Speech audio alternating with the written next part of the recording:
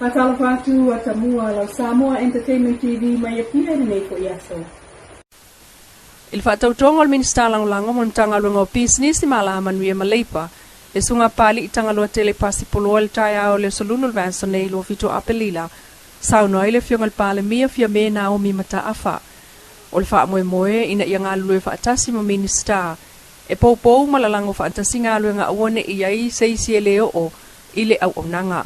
Rona winga ele o se ava noa whaatau wa o tō fiai o tō fionga i minista langolango. O tō finga o minista langolango le ava noa e pe on tā ua mua. E wha maasani ai ngā lue ngā whaapulenga. E ese mai ngā runga whaapale mene e pe ona iei komiti u tō whiam wala au inai foi ia lau tau pa ia ngā lulue ai. E te tonu lava iei ngā runga tau pūlenga tā ua tele ona tau soa whaatasi mau tō minsta a tō ngā runga ina ia ngā lulue whaatasi. O le filfilinga ai, o le fionga tangaloa tele pali poloa le tangaloa business ia la manuia maleipa po le amsil pe nsao no le fionga le taitai.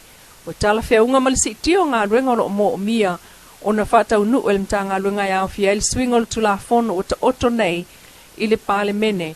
Ai whaitau ina e fo iso enga e ta pena le RSE po ngā luenga wha vai taimi. Ni sao no o se ele sa e mo o mia ma futai ma lau minista e wha asoa ngā luenga whai e pe on sao no le taitai le malo ma wha manui ai to finga sui minista o le sunga a papali i tangalo tele. Ina ia wawa aia le lei mapule al whātu mawina o ala ngā oa ma le ngā taifale o Samoa. Le mafua anga o le malia ai o le mtanga ruenga o whātu anga mawhai ngā whaiva. I lana pā anga fau e whaiwhai mea whātas le Conservation International po le CI mo le anga iluma o le ngā luenga wha ngā taifale i Sami o Samoa malona puipuinga saunga le mū. O le whalapa ptonga tū ma oti leo le CI po le Conservation International e nate mata i tū ma mai tau i tū le lei. E whaapuna whanau ma whaaua waile soifua ngā whanā tula o tangata soifua. E le ngata i Samoa ai o atumotu e fia o le Pasifika o lo o latu whaapa angatu iai. O le so lua vai so nei lua ono apelila lea na lo iai le whaapa anga. Ale mtanga luenga o whaato anga ma whai ngā whaiva po le MOF, Ministry of Agriculture and Fishery. Malesi ai mol mata i tuina lea o le whaatu mawina o le lumana i le leo ngata i whale o Sami o Samoa. Pei foi ona whaia i isi atunu o le Pasifika. Sauno ai le sunga le Ilani Duffy o le Ocean Director a le CI Samoa. Le so tanga o tātou tangata o sonei ma le Sami. O le tū maupea o se alanga o ataua a Samoa. E le ngata mō tau mawha ai olona tamau a inga. Wafu ai, o na tau mawhai pēr pūlea le leo tātou ngā taifale a watu pulanga o le lumanai. O le whapa anga fo ilea e sanga langolango ai i a fuafua ngā alua lumamau mo Sami o Samoa, ia o atu e luafe tolu se fulu, ua se lau pasene lona pūlea le lei. Ua mwhai ona wha awa waile maua o oa mo hawa noa whai ngā ruenga, ta mau a inga, male whaatu mawina ona i āpea o tātou Sami. Talana tamai o le pepesi ia i tua o le COVID-19 furuiva lo tātou tunuu, le uwha maonia mai el mta ngā ruenga lo soifua malono ina, o ile lua afe lua se lau sulfatanga ta fau, wa fia el fa mai tono le fitu aso talu mai le lua ila ulu la susul fitu apelila ile lua ila ulu la sulu sulfa o si tia la fa ingo ila to wa fia el fa mai ile valu wa fe lua se la valu sfulu mai le valu wa fe lua se la valu sfulu e fitu wa fe lima se la tol surono ila to wa fia ile fa mai o no foi upolu ai wo o tu nei ilunga ile fitu se la tol sfulono ila to wa fia isavai male to valu mai manono tai o fa mawina luas furu ila to o fa no fsea e fa le mai mole te mine to fa o ro potu tinga ina pole ICU ai o fa ma oni al fa o popo yo le si to tolu ua mali liu ona o aunga COVID-19 furuiva ile va yaso ua tuanai o siri fitus furu ila to wa fiel siama na malanga mai tonu tatu tunu ma o to ile valu wa fe tolu se lau lima se fulu tanga tolo tātou tunu wa fia ili COVID.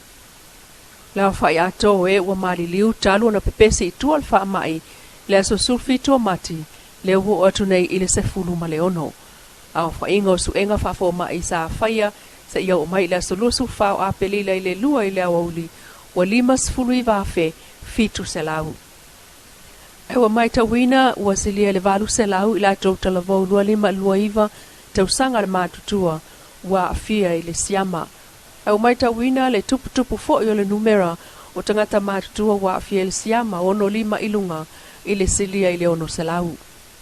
Whapena fo na mai tauina le silia i le ono selau i la tau whanau la iti, mai whanau pepe o le whatau sanga le mātutua. Ai lo numela silia pel to telo tama ita ai whaafe ono selau valu sifulu, anai loa lii, ina o tolu afe 5 selau iwa sifulu valu. Ai tulanga le tuinga leo au sia nel selau pasene o ila tau o whai o la tau tui mua, o le tui lona lua, iwa sifulu lua pasene o ila tau leo wa uman whai o la tau tui ta ilua, sulu valu tau sanga ilunga le mātua. Whapena fo ono o le selau pasene, ia le whaitau a whai o whanau sifulu lua tau sanga anga iatu, ile sulfitu ia le mātutua, lua sulfitu a fe valu selau ila tau, ua mai o na whai o la tau tui mua. Tui lona lua, valu 5.5% o ila tau o mai o na whai o la tau tui lona lua. Ai o whanau mai le 5 tau sanga le sultasi le mātutua, iwa 5.5% ila tau o mai o na whai tui mua, ai whavalu 5.5% o mai o na whai o la tau tui ta ilua. O le whasfulu afe, ono se lau tau sulvalu, o ila tau e ao o na whai tui. Tangata mātua o mai o na whai o la tau tui ta itolu, ono sulfitu afe lua se lau fasu fa. Ele ia inisi o le vaenga anga ba au whanau laiti o whai so la tau tui lona tolu. Wa tolo ila so sfulu ono o masina fo wa mele mta uptau fa amsinonga o le tangi e tasi tesi male o fitu miliona ta la. Ale sa avea mapule o le fesa le Fire and Service Authority, le sunga fa aftai a lisi fa sanga le malo. O ia tu ia le fa soli tu la fono na fa amuta o la ngā luenga, ma le fa alumaina o ia. O ofisa o le malo o ta ua ile tangi e au fia ile fesa, ofisa tausi maa vaenga, ta ngā luenga o tupe ma le mta ngā luenga o fa la poptonga le malo.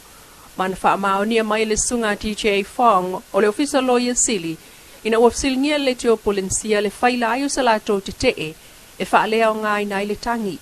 Peita intal sanga mo se taimi, e whaulu ai le whaamtalanga te tee mo le fesa.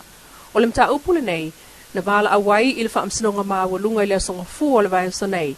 Mai watu e tue vala au le aso sfuluono o le masina fo me. O le tangi e le sunga a lisi e mo le whaamaina o lona suafa. O te se molto sanga taluai len wha amano lo le tu ma wail te maitai, a o whaia su enga mau ai ina wha amutala na kon kalate, i lunga o ni tua inga i so tanga i tupe ma mionga tau pulea. O lo tu la ia ile ofisa lo ia le Drake loa, i le tua ia o alisi, i le wha lumaina o ia i wha amatalanga na whai. E tasi tesi ma le ofi 2 miliona ta la le su, tu e wala awai le amta upul o ngā tonu le masina fogo me. Lo Samoa Entertainment TV mai pia mas fa popo ngai le so atao ile lo ko le tu ai fa so